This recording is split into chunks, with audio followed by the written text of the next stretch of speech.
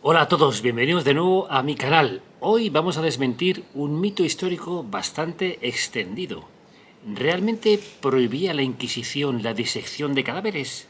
Vamos a investigarlo.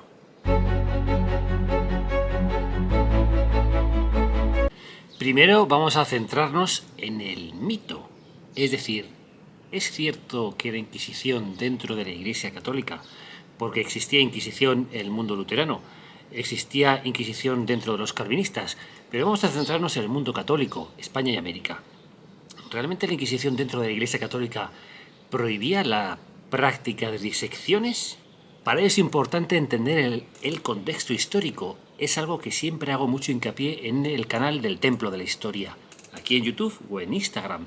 Comprende el contexto histórico, porque las fechas, los personajes, los nombres, está todo en Internet. Pero eso no es entender la historia. La historia es comprender cada uno de los periodos históricos. Y en la Edad Moderna, las universidades creadas por arzobispos, creadas por órdenes religiosas, por ejemplo, en América, los agustinos, los franciscanos, los jesuitas, los dominicos, órdenes religiosas, crearon universidades en América. Hasta 32. La mayoría de ellas pasaron a ser gestionadas por los reyes. Pero estas universidades creadas por órdenes religiosas dentro de la Iglesia Católica hacían avanzar la ciencia, el derecho, la teología, la medicina, la filosofía, con lo cual estamos ante una contradicción, que se piensa que todo lo que tiene que ver con la Iglesia va en contra de la ciencia y, sin embargo, sabemos y tenemos la certeza absoluta que en España y América se hacía avanzar la ciencia. Con lo cual, ¿por qué este mito de que la Inquisición prohibía la disección de cadáveres? Uno de los primeros ejemplos que tenemos de disección de cadáveres es precisamente el monasterio de los Jerónimos de Guadalupe, en el que en el siglo XV los reyes de Castilla autoriza que se diseccionen cadáveres. Fijaos, en un monasterio de Jerónimos. Pero vamos a pasar al siglo XVI, cuando se crean universidades, por ejemplo, como la Universidad de Alcalá, creada por el cardenal Cisneros, arzobispo de Toledo, inquisidor general. Él es el que determina que haya 6 meses de prácticas para los estudiantes. En esta universidad, la Universidad de Alcalá, que la vamos a tener como referencia para universidades en América, o como la de Valencia, o como la de Bolonia, que es medieval, se autorizaban la disección de cadáveres. De hecho, a partir de 1550-1560 hay una demanda, incluso por parte de los propios estudiantes, de que se diseccionen los cadáveres. ¿Por qué? Porque el humanismo, dentro de ese corriente que conocemos como el Renacimiento, es conocer el origen de las cosas. El origen del latín, el origen de la filosofía, los textos más originales en el texto griego, porque hubo muchas copias durante la Gran Edad Media, durante 1000 años, creándose esas copias que al final iban contaminando el texto original y se quiso volver a los textos originales, ¿no? Lo veremos en otro capítulo del Templo de la Historia. Y ahí, en ese corriente de pensamiento y de tener ese espíritu crítico, de conocer cuál es el origen, hay una demanda de estudiantes y también de los profesores de medicina por conocer más la anatomía. Por eso empiezan a practicarse las primeras anatomías con autorización para las universidades de Salamanca, de Valladolid y de Alcalá de Henares, por parte de Juana de Castilla, Carlos V, incluso Felipe II, al que se le determina que él era la monarquía más oscura, que estaba todo dentro de la Iglesia Católica. No, todo lo contrario. Y hoy vamos a hablar de la medicina. Por lo tanto, tenemos dos partes. Primera, todo lo que tiene que ver con esa ficción popular, en la que se exagera que la Iglesia controlaba todo lo que tiene que ver con la vida social, la vida pública, incluso la vida privada, control absoluto, y con lo que significa que la Iglesia estuviera en contra de todo lo que tiene que ver. Y se desmienten ambas. En los documentos que os estoy indicando, la Iglesia era la primera que no condenaba tocar los cuerpos, abrir los cuerpos, no era pecado. Hace poco he hecho una visita a un hospital, que no voy a decir cuál, un hospital antiguo, en la que me dicen que en el siglo XVIII, había una capilla, un hospital de Barcelona, que había una capilla porque después de que los médicos realizaran la autopsia, como era pecado, tenían que ir corriendo a la capilla. Entonces, nos estamos dando cuenta de que es una locura, que no tiene nada que ver con eso. Que no, que al final es una ficción popular. Inquisición, películas, Hollywood, lo que se quiera.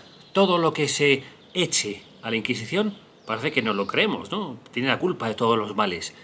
No tiene nada que ver la Inquisición, no tiene nada que ver la Iglesia, y era la primera a favor de esos estudios de anatomía. Hay un punto clave en el siglo XVI que es el Concilio de Trento, aquel en el que se separan los católicos de los luteranos, llamados protestantes por la actitud, un nombre que hoy en día tiene más esa referencia histórica que la actitud, ¿no? Los evangelistas o luteranos de Lutero, ¿no? En ese Concilio de Trento, mediados del siglo XVI, se determinan con perfecta exactitud lo que es herético de lo que no es herético. Antes, al principio del siglo XVI, con el humanismo, estaban las cosas un poco mezcladas, pero eran una línea discontinua, ¿no? Lo que era pecado de lo que no era, de lo que era herético de lo que no era, ¿no? Pero ahí se define muy bien. Y ahí no dicen nada de la disección de cadáveres. De hecho, cuando se tiene que aplicar el Concilio de Trento en España y América, lo primero que se hace es modificar, por medio de un gran médico que fue Francisco Vallés de Covarrubias, modificar los sistemas educativos. Él fue protomédico general de Castilla, es decir, el más importante de todos los médicos y el que presidía un tribunal que concedía la autorización o licencia para que se practicase medicina. Fijaos.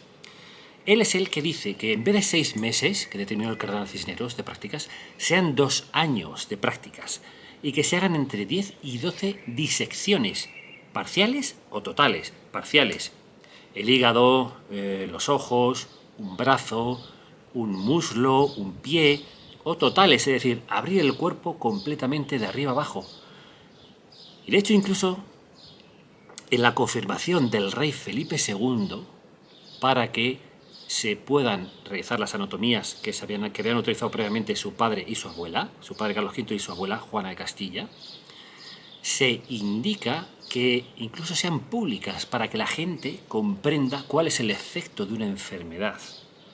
Fijaos cómo se quiere hacer avanzar la sociedad, que la gente participe, que se llame incluso a otros profesores de medicina, de cirugía, que ellos, todos los estudiantes, vean y conozcan el cuerpo.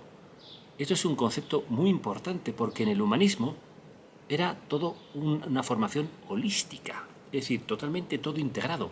No estudiabas teología y ya está, no estudiabas medicina y ya está, no estudiabas derecho y ya está, no.